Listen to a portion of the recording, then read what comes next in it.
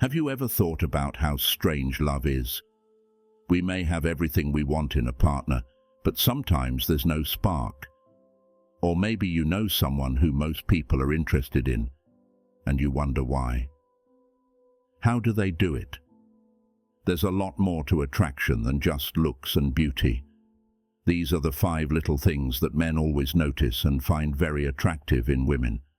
We'll show you them in this video. They're interested in women who do these things. These habits, traits, and ways of acting draw people to you. Most importantly, these habits will make you feel good about your looks and confidence. The way you shine and feel will change. Let's start. First, we want to talk about tiny micro habit number 1.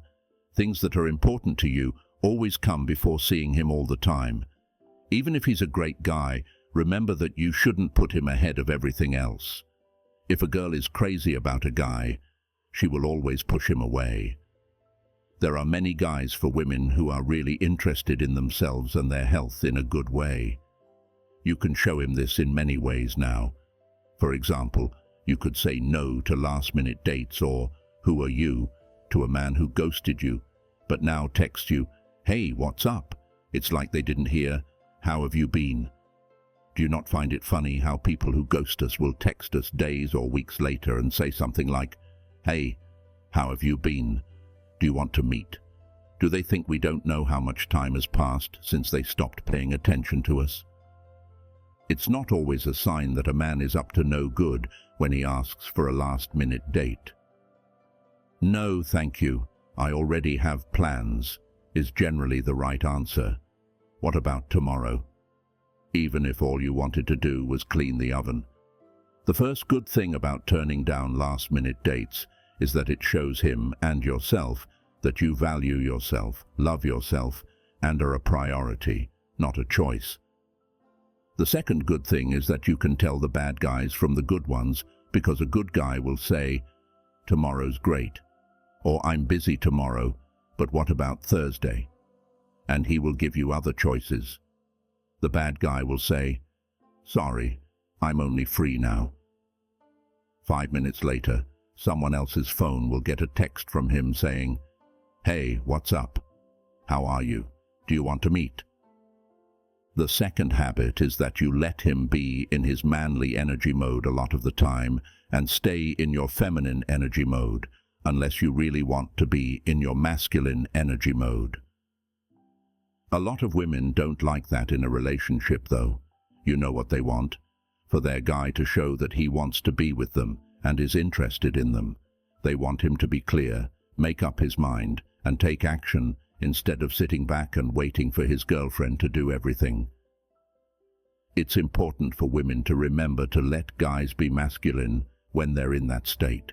For example, that's also the mode he wants to use to give and defend. That's not okay with some people. "Wait, did you do something? Please explain why you are letting me in."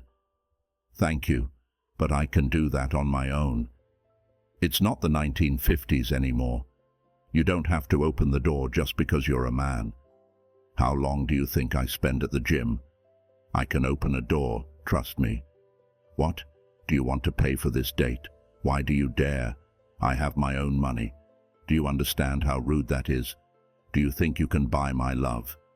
Just so you know, I have enough cash to buy this place and all the cars in the parking lot, even the rusty one you drive. That's a car, right? The ride would have been better if you had picked me up on a camel." In relationships that aren't working out, we often see that either the woman isn't letting the man step up because she keeps blocking his masculine energy, or the guy just doesn't step up when she's not blocking it at all. We should clarify that we were a little dramatic there. He is in the mode of his feminine energy. "What are we going to eat tonight?" asks the woman. "What would you like to eat?" "I don't know," said the guy. "You can choose." Instead of, "Oh, what about a good homemade pizza? Just tell me what you want. I'll make one. Does that sound good?" He's making a choice and acting on it. Let us show you how the little habits you can use here will help him join that energy. not by doing things for him, but by letting him do things for you. This will make him feel wanted and important in your life. If you want him to be interested in you and take the next step, try to let go of control every once in a while. This is an example of a habit. When he asks, "What restaurant do you want to go to tonight?" Don't always pick for him. He should look for it and then say, "I don't know, surprise me." Also, don't forget to act surprised if he takes you to the place where you and he always eat. Most men love being able to show their manly side around a woman. To try to keep everything under control all the time is a lot of work. Having a good attitude is the third habit. This habit makes you feel great about yourself and makes you look good because of many things, as always. As an example, it helps everyone around you and yourself deal with worry. Light-hearted people are fun to be around because they give off good energy. Being light-hearted will also help you connect with the guy you're interested in more deeply. To make things better, he will feel more at ease around you. This will make it easier for him to talk about how he feels. Now, just in case you think, well, being funny takes a lot of work. I'm not always happy. Why do I have to go through all that trouble? The first routine is that you do the things that are important to you. Taking care of yourself is important. It's not our goal to make other people happy when we're having fun. As a bonus, that's all. We are first taking care of ourselves. It changes how we feel about ourselves and life in general when we're having fun. Having a more fun and positive attitude really helps relieve stress. King Marcus Aurelius of Rome wrote about this in his diary about 1500 years ago. Of course, you should know that a lot of guys do think about the Roman Empire every single day. We can be happy all the time, but sometimes we need to be in a certain mood to change a lot about ourselves. People can tell when we're happy by the look in our eyes. It shines.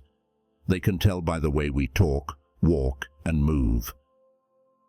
This is the one thing I hope you remember most about this video, because I know it can have a big effect on your life and how you feel.